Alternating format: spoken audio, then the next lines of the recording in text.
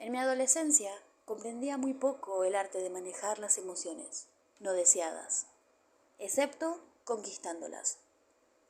A menudo identificaba la capacidad de negar y rechazar con la fortaleza. Recuerdo mis sentimientos de soledad, en ocasiones muy dolorosos, y de deseo de alguien con quien poder compartir ideas, intereses y sentimientos. A los 16 años acepté la idea de que la soledad era una debilidad y el deseo de intimidad con otra persona representaba un fracaso de la independencia. Esta idea no la tenía siempre, sino parte del tiempo, y cuando me venía a la mente no tenía respuesta al dolor excepto poner en tensión mi cuerpo contra ella, limitar mi respiración, hacerme reproches a mí mismo y buscar distracciones. Intentaba convencerme a mí mismo de que no me importaba. De hecho, me recluí en la alienación como algo virtuoso. No daba muchas oportunidades a la gente. Me sentía diferente de todos y veía que esta diferencia era un abismo entre nosotros. Me decía a mí mismo que tenía mis ideas y mis libros y que con eso era suficiente, o debía hacerlo si confiaba lo suficiente en mí. Si hubiese aceptado el carácter natural de mi deseo de contacto humano, habría buscado puentes de entendimiento entre los demás y yo. Si me hubiese permitido sentir plenamente el dolor de mi aislamiento, sin reprochármelo, habría hecho amigos de ambos sexos. Había apreciado el interés y benevolencia que a menudo se me ofrecía. Si me hubiese dado la libertad de atravesar las etapas normales del desarrollo adolescente y salir de la prisión de mi aislamiento, no me habría preparado para un matrimonio desafortunado. No habría sido tan vulnerable a la primera muchacha que parecía compartir verdaderamente mis intereses. Sin embargo, lo que aquí quiero señalar es el efecto de mi desafección sobre mi autoestima. Sin duda existían razones que explicaban mis áreas de no aceptación de mí mismo, pero eso no importa ahora.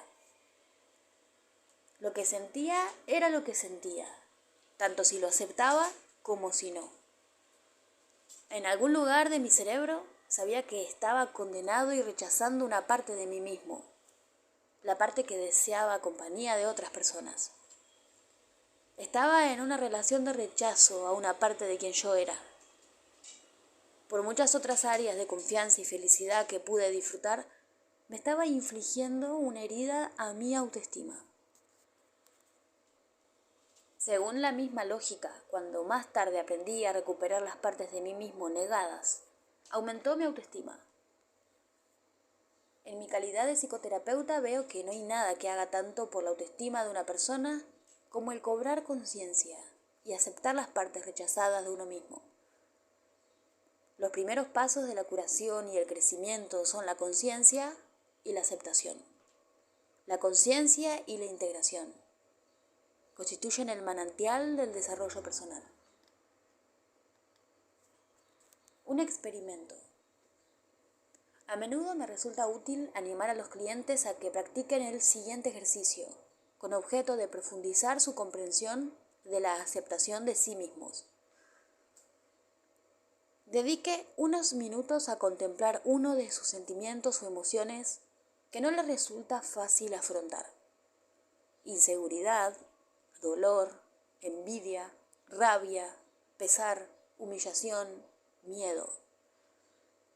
Cuando aísla el sentimiento, vea si puede enfocarlo más claramente, quizá pensando o imaginando lo que suscita normalmente. Luego respire ese sentimiento, lo que significa centrarse en él mientras imagina que dirige el flujo de aire hacia él y luego lo retira de él. Imagínese cómo se sentiría si no se resistiese a ese sentimiento, sino que lo aceptase plenamente. Analice esa experiencia, dedíquele un tiempo.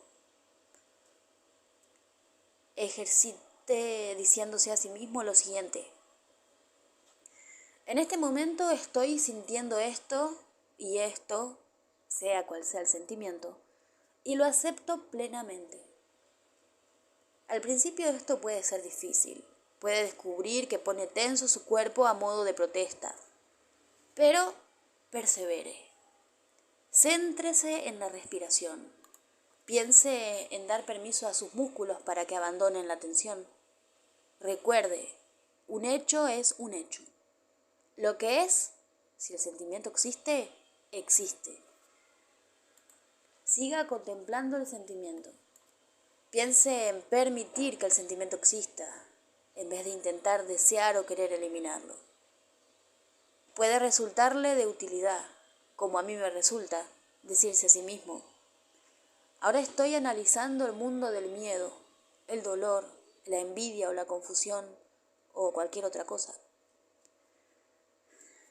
Bienvenido a la práctica de la aceptación de sí mismo.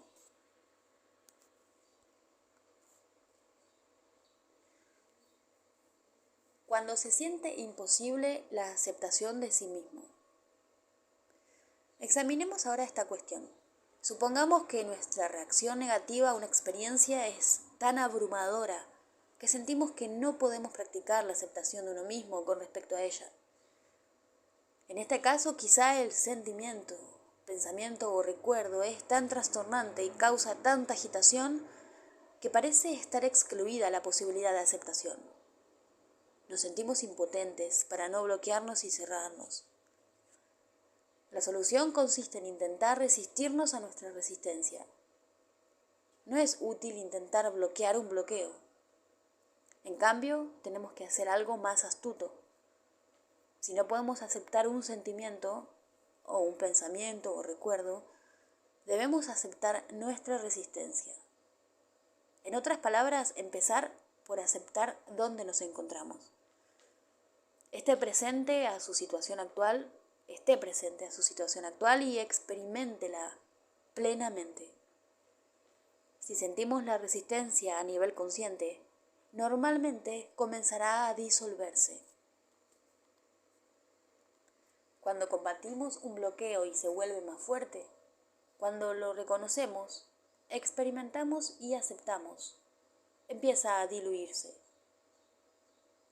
Si podemos aceptar el hecho de que en este momento, ahora mismo, nos negamos a aceptar que sentimos envidia, cólera, dolor o deseo, por ejemplo, o que nos negamos a aceptar que antes hicimos o creíamos esto y esto, si reconocemos, experimentamos y aceptamos nuestra resistencia, hallaremos una paradoja sumamente importante.